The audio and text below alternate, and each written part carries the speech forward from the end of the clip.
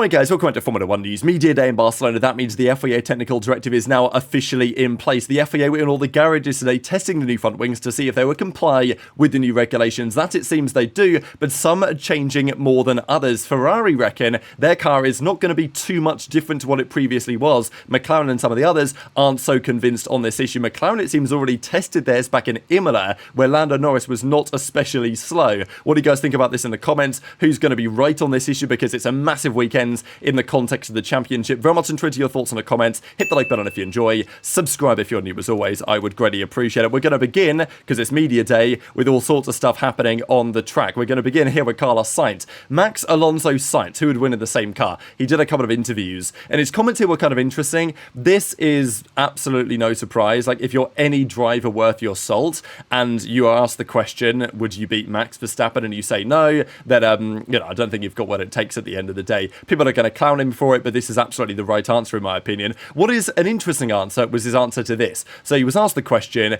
about not being signed by Red Bull Racing, right? Because they could have got him potentially. Perez was going to go. That was inevitable. They eventually got Lawson. That proved to be a mistake. They brought Tsunoda in instead, and Tsunoda's done better, but not, drastically. So I think Yuki's done a reasonable job given the fact that he didn't have, the first few races to get to grips with the car.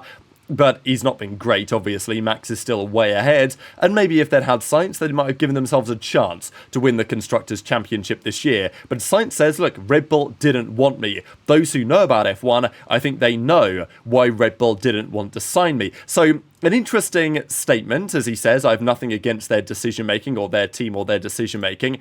So, okay, what is the reason as far as you're concerned? Because I think what Sainz is suggesting, especially in combination with the other comment, is that they don't want to sign him because he would be too competitive with Max. Now, maybe you think that's true or not. Of course, so far this season, Albon's done a great job. I think Sainz has been actually all right as well.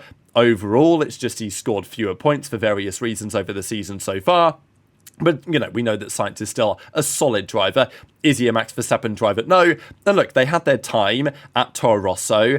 We know that Sainz Senior, didn't especially get on well with Jos Verstappen and everyone in that camp. So, you can read this a couple of ways. I think what Sainz is suggesting is that they didn't sign him because he's too good or like he would be too competitive with Max. I think that's his implication. The reality, I think, is maybe that's true to some degree, but I think the reality is that there were other political issues that affected this situation. The Sainz Senior dynamic, the fact that they didn't really want Verstappen and Sainz to be teammates again. I wouldn't go as far to say Sainz is a problematic teammate, but he's certainly not going to fall in line, right? So I think that's kind of the main point for Red Bull, as far as I'm concerned. They didn't want somebody who's not willing to play seconds to Verstappen. There are other drivers that will. Sainz is not. I don't think it's necessarily because Sainz was too fast. It's like, you can sign Bottas and know that he's going to be pretty quick, but he's never going to pose a threat. Sainz is going to be pretty quick, but he's also on occasion possibly going to pose a threat. Not even just because he's fast, but also, for other reasons, just the way that he perceives things. Like, for example, if you ask Valtteri Bottas who wins out of himself, Hamilton or Max or whatever, he's probably going to tell you Lewis, or, you know what I'm saying, right? So, the type of driver that Sainz is probably just not compatible with the Verstappen-Red Bull situation, maybe for the reasons what Sainz implies or not, depending on your perspective. But here we are in Spain, of course, an interesting Grand Prix, because 90+% of Grand Prix here have been won from the front row. It's actually very rare that doesn't happen, and more poles have been converted to victory around Barcelona than any of the other circuits. Monza, Suzuka, even Monaco. So, I think Spain's a pretty damn good track here in Barcelona, but still, getting pole is very relevant, largely because the performance differential between the cars around here tends to be pretty substantial because it's a track that really stretches the limits of the car. So if you stick it on pole, you've probably got a car a fair bit better than some of your rivals behind you. This is Alpine's race suit for the weekend, so, yep, there's that, and we'll shortly move on. But the big talking point, of course, is around the flexible front wings, the changes that we are seeing made to these cars. The feeling is the pecking order could drastically change. Now, look, I wouldn't massively get your hopes up here, right? It's very plausible that we finish the weekend and McLaren have won again and Max is third or second or whatever, right? Who knows? But it is plausible that the pecking order changes substantially. Virtually every team is going to bring upgrades in response. So the front wings are different. And I think this is the key point. This is the point that Fred Vasseur has made, is that yes, the front wings are changing. They're different to what they previously were, but because they've had to change, it's meant that the teams have actually worked on a newer version, which maybe isn't going to be that much different in performance of the older version, but it won't be flexing as much. That is the key. But they know that it won't be flexing as much, and therefore they can make some changes. Of course, if the wing, let's say the wing is more flexible than it currently is at high speed, it will, let's say, flex away from generating downforce. That creates certain characteristics of the car. The new wing will flex less and therefore reduce that effect, but equally they can maybe recognize that it's going to do that and therefore design the car in a certain way. So it's definitely going to affect the teams. The teams all admit that. The question is how much it's going to affect the teams. And Ferrari say not much. The other teams say either not much or they don't want to talk about it, which maybe is kind of telling. Now, the other big drama in, of course, Monaco was, again, Hamilton's race engineer. And Hamilton, again, has had to comment on this. And it's, yeah, as I say, there's no doubt that there's some sort of discussion there. Hamilton, of course, is going to go for the PR line. But again, it's just Ferrari things where nobody is really talking about anyone else's radio engineer, race engineer. You know, okay, occasionally it gets talked about with the context of Max, and it certainly did with Charles not long ago before he changed and things have got better. So understandably, it's going to be in the media. But Hamilton says his race engineer can continue if you want, or they'll talk about it, but it doesn't make any difference to the job that we're trying to do. Our relationship is great, no problems. We're constantly learning more and more about one another. We're constantly adapting to the way both of us like to work. He's worked with lots of different drivers before. We don't have any problems whatsoever. Ultimately, we have a great relationship. It's been amazing to work with. He's a great guy working so hard. We both are, both in it together, want to win a championship together. We're both working towards lifting the team up. So, you know, quite the strong statement from Hamilton. But he also did say, there's a lot of speculation. Most of it's BS. Ultimately, we have a great relationship. We're working so hard. Do we have disagreements like everyone does in relationships, but we work through them, he says. So, you know, we don't get it right all the time. And Hamilton kind of, you know, made the comments that the relationship's not perfect, precisely. He obviously saying things aren't always 100%, as they clearly weren't in Monaco, and there's a couple of other examples as well so far this year. But for now, Hamilton is very much backing his man publicly, and that will likely continue to be the case for a little while longer. But as we know, if things like Monaco happen again, where he's getting a penalty because of, I don't want to call it incompetence, but, you know, not far off, and then what happened during the Grand Prix wasn't great either, you know, clearly there's some work to be done there. And Hamilton will be making that point clear behind the scenes, but understandably, publicly, it makes sense to back the team and make sure that the speculation doesn't get any further out of hand. Now, let's talk about these front wings. This is Mercedes. Now, the very interesting change that they're making, Mercedes, is they are getting rid of their new rear suspension. They brought a rear suspension upgrade to Imola, and it didn't really work. It didn't work at Imola. It didn't work at Monaco either. So they're actually going to send it back to the factory, and they're going to bring their old front suspension back from the start of the season, which isn't really a great sign. But De Kester says that, you know, they've learned some things from it, and maybe in certain conditions it will be more valuable. They just didn't see that at the moment. So, yeah, we'll see what happens next there. But interesting that Mercedes, they started the season quite promisingly. There was talk that, okay, maybe they could even win a championship this year. You know, who knows? Maybe McLaren fight each other out. George Russell could sneak in there.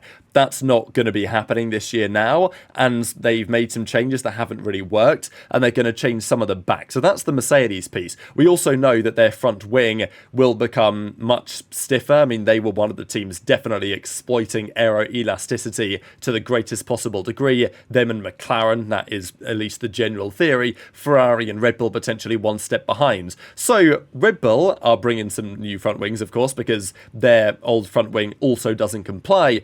But it's the same story for Ferrari, and they have made a couple of changes. Now, if we look top to bottom, without the green arrows, you probably wouldn't notice any difference really at all.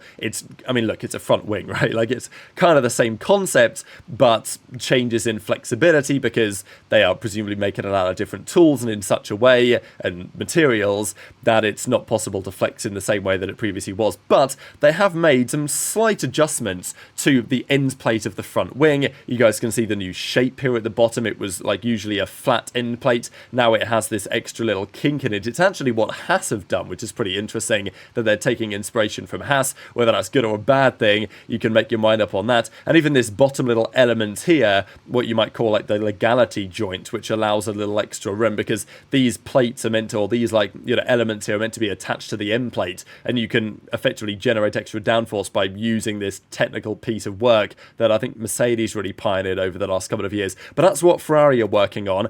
And yeah, the flexibility tests are now underway. They last half an hour per team and will finish in the afternoon. I believe they have now concluded. And well, we can see such an example here on the Haas. They're chucking they just put this thing on the wing and see what it does, right? That's basically how it works. They put like 1,000 Newton force in various spots, and they measure the flexibility of the wing, and they're going through all the cars today to do it. It's pretty interesting to see this actually happen, because typically these tests are done, behind closed doors before the first race of the season, and will be done occasionally there afterwards by random inspection. But today, new front wings, that means every team is going to be tested in this manner. We can see it with the Ferrari front wing right here, under inspection, conducting the flex test on the front wing. So here go the FIA using tools to say, okay, if we apply this much force in this area, let's see what happens. How much does it deflect by? It's only allowed to deflect by basically half of what it used to be able to deflect by, which is a relatively substantial change. But we do have some other noted things here. This is, by the way, what I was mentioning about the new Haas design, or, well, you guys can see it here. This is the new Haas concept with their front wing end plate, and we saw Ferrari take a similar approach to that as well. So, yeah, we'll see if it works. I mean, sometimes teams that are further down the grid do still have good ideas. This is the McLaren comparison.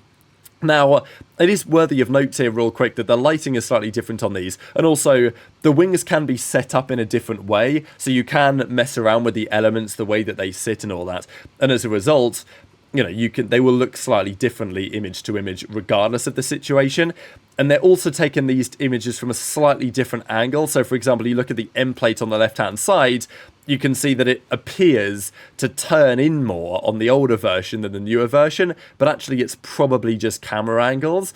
Now, again, there are some interesting things happening with those like legality joints on the rear wing end plates, and I can't really see on this image what they look like on the upper one, but it may be like they've done a little bit of work there as well. And it also does appear that the gap between the bottom end plate and the nose has been increased slightly. It's something that Red Bull played around with for a couple of years, and now it seems McLaren are going back to something more akin to that. But fundamentally, all the wings look relatively similar to what they previously did. They are just stiffer now than they used to be, and some of the teams as a result have, found upgrades, found new elements they can try, but we are in the final year of the regulations. The teams are generally pretty satisfied with what they have had, but Ferrari have made, some more substantial changes than McLaren have, and it seems that is true for the other teams as well. What's interesting about this is that at the start of the season, everyone apparently was, not too bothered about this. They were telling the media, this is going to be a change, but it's not going to be a big deal.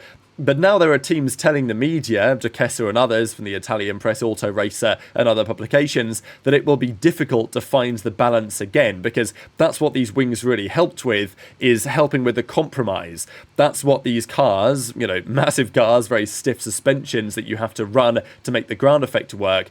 The compromise on circuits like Spain especially is not an easy thing to find. You've got low speed corners, you've got high speed corners, you've got medium speed corners, you've got heavy braking zones, you've got big lateral G-forces at times, you've got flat out right-handers, and then you've got a massively long straight. So finding a compromise around Spain has always been a massive challenge. You've got to ride the curbs at times as well during the lap in addition. So there's multiple reasons that make Spain a challenge. And in addition to the fact that they no longer have these flexibility of the front wings that can help them out. So it's going to make the cars harder to set up. It's going to make it more challenging, and potentially some teams are going to fall foul of this. They will hope, of course, that their simulation tools are effective and worked well, because if they didn't and they don't, then it puts them in a really precarious position. So, Ferrari, as we've said, they have a stiffer front wing, but it's not the only thing that they've done. They've also made some other tweaks to the machine as well. Now, Leclerc says, we know how much it is going to affect us, and that is not a lot. So Ferrari are confident that these changes did not affect their car that much. They don't know, of course, though, how much it is going to affect the others. And yeah, that is the big question, right? Ferrari are pretty confident that whatever's going to happen to them isn't really going to be a big deal. The other teams are saying a bit less about this, although Leclerc does say that Monaco was a bit of a positive, and it was almost like more positive than they could realistically have expected, and therefore they can expect that this weekend it's going to be a bit of a different story and slightly more challenging. Ferrari also have a new rear wing as well, and they're effectively running a very similar version to last year, but with a couple of different designs towards the end of it. But yeah, again, Ferrari taking some heavy inspiration from last year's car, which is, perfectly reasonable. It's the final element on the back of the machine and makes sense, I would say, to keep some of the ideas over. But there's a couple of other options that Ferrari have to play around with. The interesting news, though, just before we close the video, is on McLaren and their front wing and potentially tests that they did with it already. So McLaren apparently already tested their front wing, their stiffer version, back in Imola. They already tried it on Lando Norris's car back in FP1. Now, we weren't aware of this at the time because, let's be honest, the wings look the same fundamentally. It doesn't seem like there are many huge noticeable differences at all. But apparently Imola FP1, they tried it on McLaren's car for Norris. Now, of course, worthy to note that we don't know fuel loads. We don't know what it was looking like because arguably, you could argue it either way. But sometimes when teams test new parts, they prefer to, put a bit more power in, bit more engine mode in, just so they get more relative data or like representative data. Because if you're using the older parts, you might want a FP1, FP2, FP3 on lower settings. That's okay because, that's going to give you plenty of data to set up for the race. But if you're testing one component one time and it's not going to be used in the race until next weekend or a couple of weekends beyond, then it might be worthwhile to say, okay, we're going to turn up the power a bit. So we don't know engine modes. We don't know, these type of informations. Of course, fuel loads is the other one as well. But the results during the Imola practice sessions were as follows. So Piastri led the session with a 1:16.5 and Lando was 300ths behind. In the second session, Piastri led by 200ths. And then in the final session, it was Norris who was a 10th ahead of Piastri. So, look, take that as you will.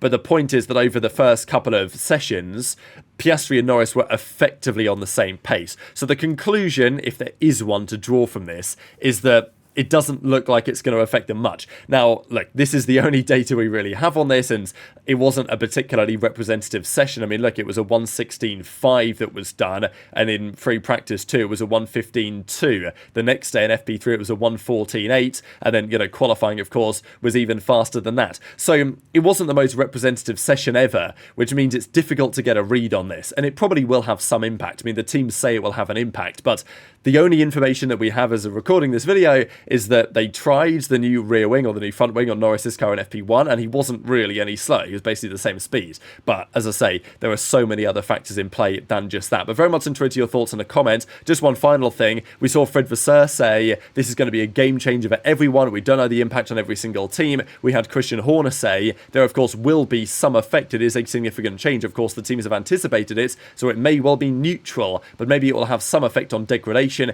It doesn't make life easier. That's the point, right? That for every team, this is a challenge. And that's maybe why it's, good for McLaren. It might not be good for McLaren, but if they've got the advantage on the tyre wear front, certainly on the harder compounds, then it makes it more difficult for any other team to keep some of these elements in mind. So maybe it even exacerbates some of the advantages. I guess we'll see. Some of these technical directives come in, you expect one thing and the opposite happens. But it could be we expect one thing and that happens, or it could be we expect one thing and nothing happens at all. I don't know. Total Wolf says that Ferrari are the ones to gain the most. Charles Leclerc says that they know they're not going to lose much. Ferrari are the team to watch on the weekend, but they are starting from a point further behind where the other rivals are as it stands. So very much enjoyed your thoughts in the comments. Hit the like button if you enjoyed. Subscribe if you're new. Take care, and I'll see you next time.